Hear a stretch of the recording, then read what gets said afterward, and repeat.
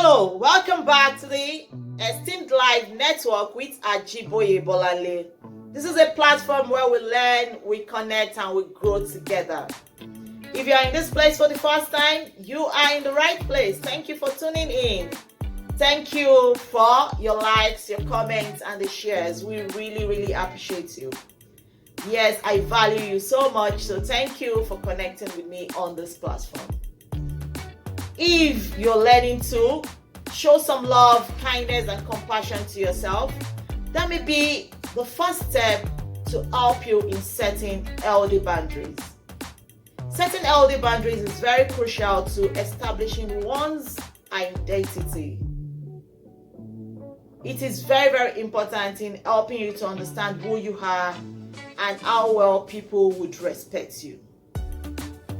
Boundaries can be personal, it can be physical, it can be professional, sexual, emotional boundaries, or even romantic boundaries or family relationship boundaries. So what kind of boundaries do you have in place? And are your boundaries loose or rigid? Today, our focal point is on what boundaries are, how to set good and healthy boundaries, and why we need to set boundaries for our lives. There are some factors that shape the way we set our boundaries, like our family heritage or culture, family dynamics, life experiences, your personal beliefs, values, and life choices, your personality type, being an introvert, an extrovert, or in between. Also, your past experiences with trauma, depression, anxiety, or the different issues with mental health problems. This can influence the way you set your boundaries, be it healthy or not. So, straight to the point, what are boundaries?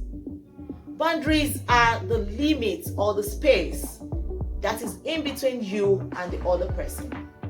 That is, boundaries could be where you stop and where the other person starts. So boundaries are set so that you can be mentally and emotionally stable. And this depicts how very important it is for us to have healthy boundaries. Specifically, setting healthy boundaries could also help you to define your individuality. It can also help you to embrace what you need, to be responsible for. Those things you need to hold yourself responsible for, and those things you need to hold other people around you responsible for. Note this. If you have a poor boundary, then definitely you're going to be experiencing anger, resentment, and burnout. Generally speaking, the consequences of not setting healthy boundaries may be financial burden, stress, relationship issues, and sometimes it could also be toxic relationship and abuse. So, how can we set healthy boundaries? How can we begin to learn how to be respected by people around us and still enjoy our own personal space? The first step I'm going to give us is be assertive.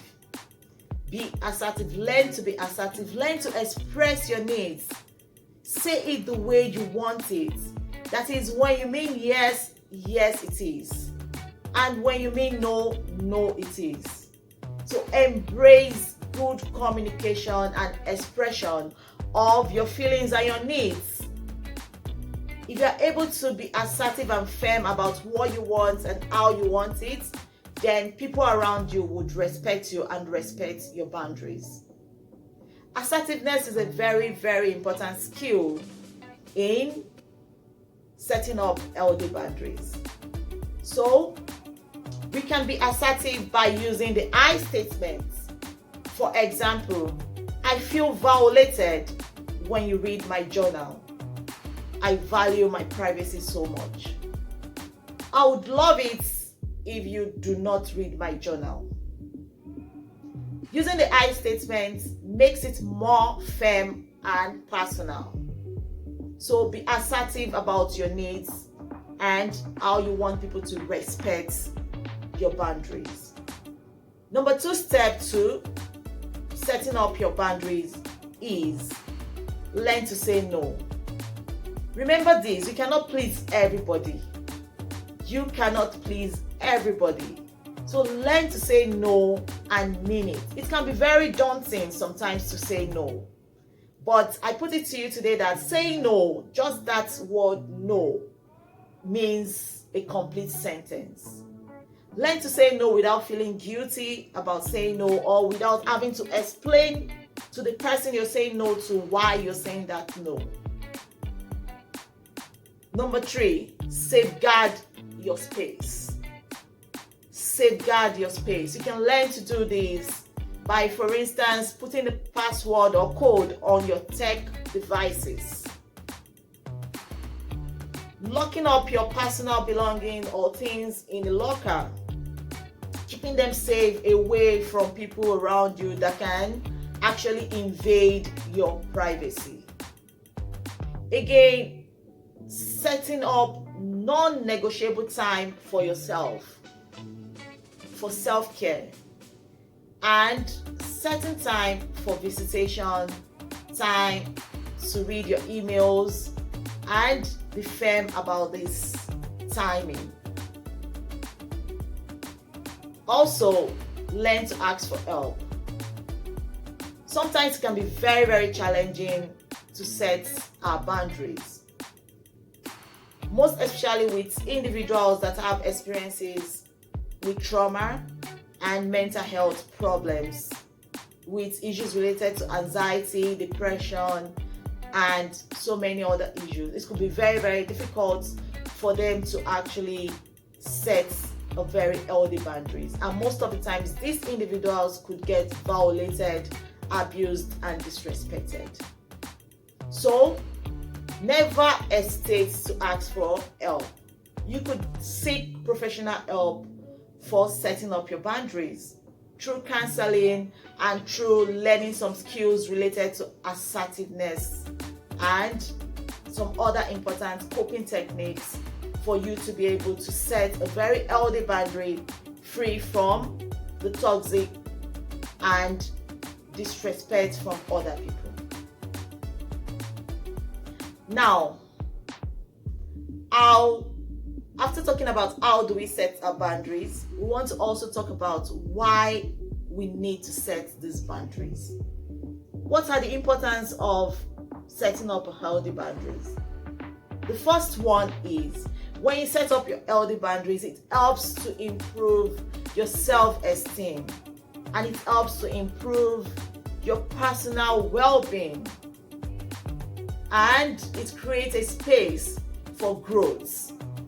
Setting up healthy boundaries creates that space for you to be vulnerable, and again, it creates the space for you to feel respected, deserving, safe, and for you to also feel good about yourself, your values, and your beliefs.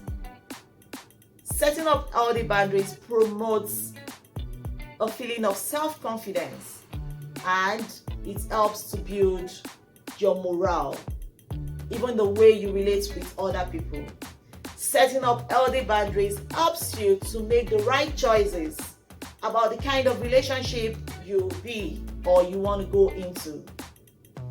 Setting up healthy boundaries helps you to get clarification about your relationship, if you're being abused, violated, if you're being disrespected, or if you're being cherished and appreciated.